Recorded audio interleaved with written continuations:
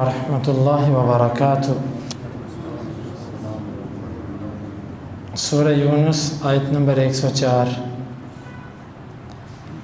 اعوذ باللہ السمیع العلیم من الشیطان الرجیم من ہمزہ ونفخہ ونفثہ۔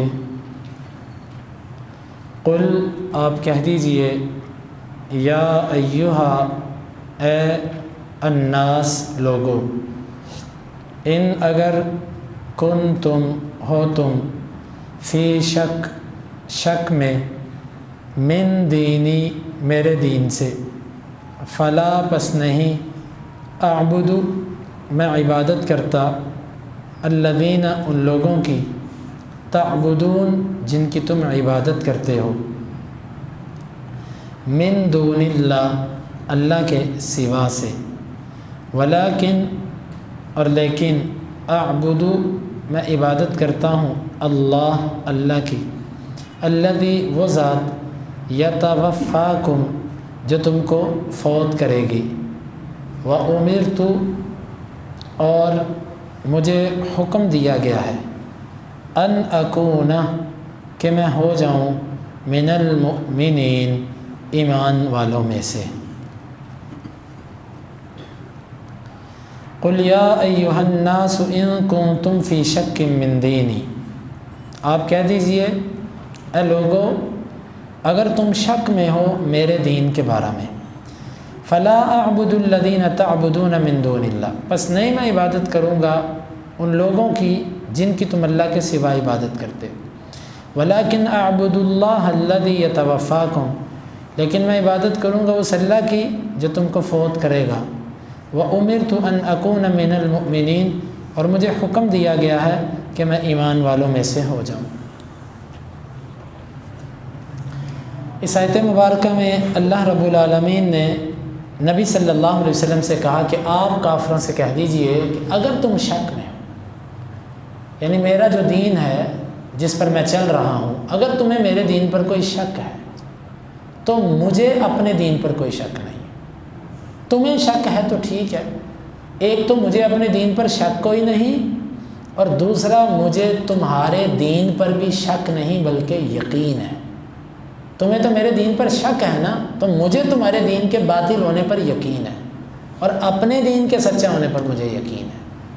تو اگر تمہیں شک ہے تو پھر کسی صورت میں بھی میں اللہ کے سوا عبادت نہیں کروں گا جن کی تم عبادت کرتے ہو۔ اس آیت مبارکہ میں الولا والبراء کا عقیدہ واضح طور پر بیان کیا گیا۔ وہ عقیدہ کیا ہے کہ تم قطعاً کافروں کے دین کی طرف مائل مت ہونا، کافر تمہارے دین کی طرف آئیں یا نہ آئیں، تم نے ان کے دین کی طرف نہیں جانا، تم نے ان کی رسومات، ان کی عبادات اور ان کے طور طریقوں کو نہیں اپنانا۔ کیوں؟ تم اوپر ہو، کافر نیچے ہے، تم ان کے ساتھ ملنے کے لیے نیچے آؤ۔ اصول یہ ہوتا ہے کہ نیچے والا اوپر جاتا ہے، ترقی ہوتی ہے، تنزلی نہیں ہوتی، نیچے نہیں کوئی آتا۔ اصول یہ ہے کہ اوپر جایا جائے۔ تم اوپر ہو، تم عقیدہ توحید پر ہو، تم اس پر قائم رہو۔ کافر تمہارے دین پر آ جائیں تو آ جائیں، اگر وہ نہیں آتے تو تمہیں ان کے ساتھ اتحاد کرنے کے لیے نیچے آنے کی ضرورت نہیں ہے۔ وَلَٰكِنْ أَعْبُدُ اللَّهَ الَّذِي يَتَوَفَّاكُمْ، میں تو اس اللہ کی عبادت کرتا ہوں جو تمہیں فوت کرے گا۔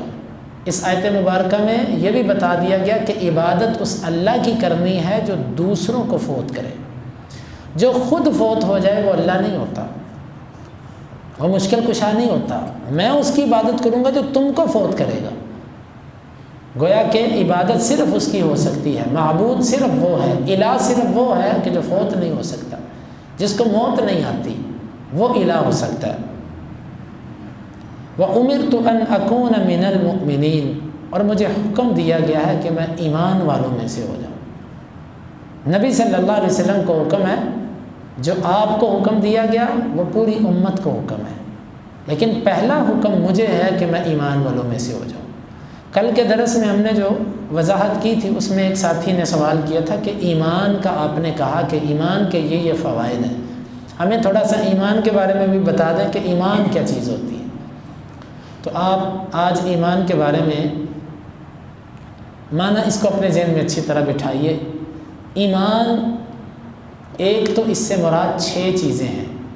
حدیث جبریل کے اندر آتا ہے نا کہ ایمان کیا ہے، اس میں 6 چیزوں کا ذکر ہے۔ اللہ پر ایمان، رسولوں پر ایمان، کتابوں پر ایمان، اور مرنے کے بعد اٹھائے جانے پر ایمان، اور تقدیر پر ایمان، اور اللہ کے فرشتوں پر ایمان۔ اللہ پر، رسولوں پر، فرشتوں پر، کتابوں پر، تقدیر پر، مرنے کے بعد اٹھائے جانے پر۔ ان 6 چیزوں پر ایمان کو ایمان کا نام دیا گیا۔ جبریل نے پوچھا تھا مل ایمان، ایمان کیا ہے؟ آپ نے 6 چیزوں کا نام لے کے کہا کہ ان پر ایمان رکھنا ایمان کہلاتا ہے۔ ایک تو یہ معنی ہے۔ ایمان کا ایک دوسرا معنی ہے جو اکثر لوگ اس سے غافل ہیں۔ ایمان کیفیت اور حالت پر بھی بولا جاتا ہے۔ ان 6 چیزوں پر ایمان رکھنے کی وجہ سے انسان کی جو حالت اور کیفیت بنتی ہے نا، اس حالت اور کیفیت کو بھی ایمان کہتے ہیں۔ جس طرح کہ حنظلہ رضی اللہ عنہ جب اپنے گھر گئے تو بیوی بچوں کے ساتھ ہنسنے کھیلنے میں مشغول ہو گئے۔ یاد آیا کہ اللہ کے نبی صلی اللہ علیہ وسلم کی مجلس میں تھوڑی دیر پہلے تو میں رو رہا تھا اور اب میں ہنس رہا ہوں۔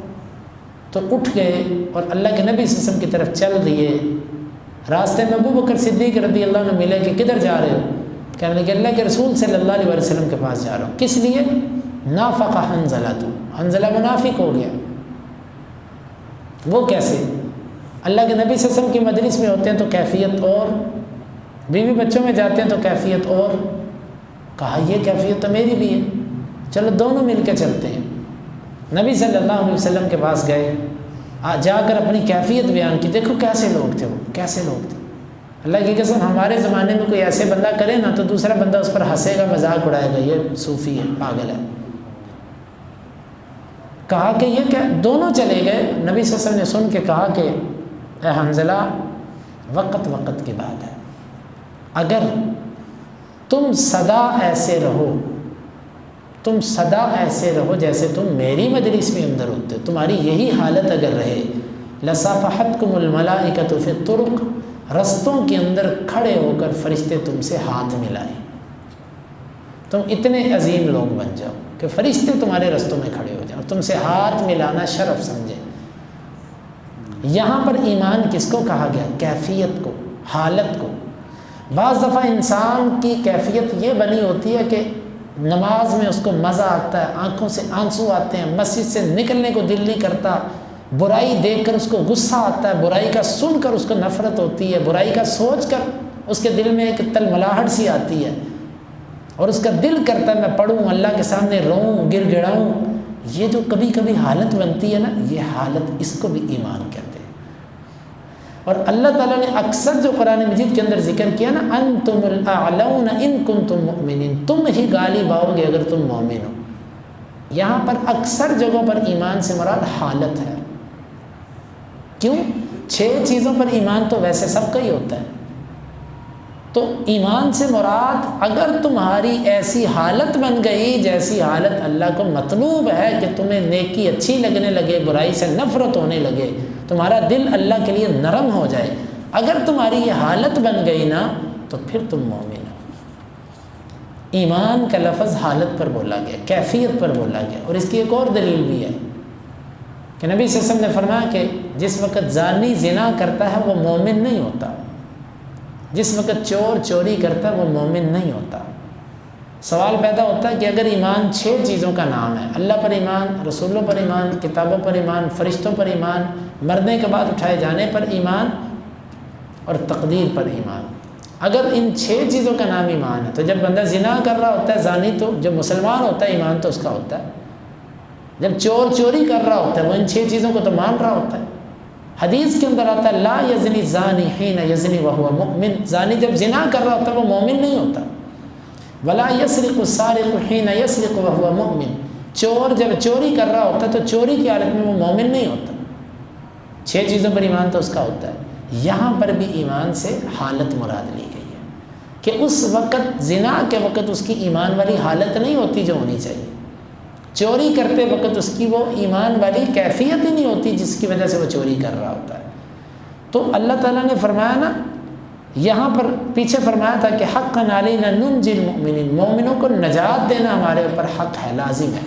ایمان کہتے کس کو ہے؟ ایمان حالت اور کیفیت۔ یقین مانے آپ کو بھی اتنا پتہ ہے کہ کبھی کبھی اللہ کے ساتھ تعلق کی وجہ سے انسان کو اتنا یقین ہو چکا ہوتا ہے اللہ پہ، آپ کہتے ہیں کہ مجھے یقین ہے میرا اللہ ایسے کرے گا، اور ویسے ہوتا ہے۔ یہ حالت ہے، حالت۔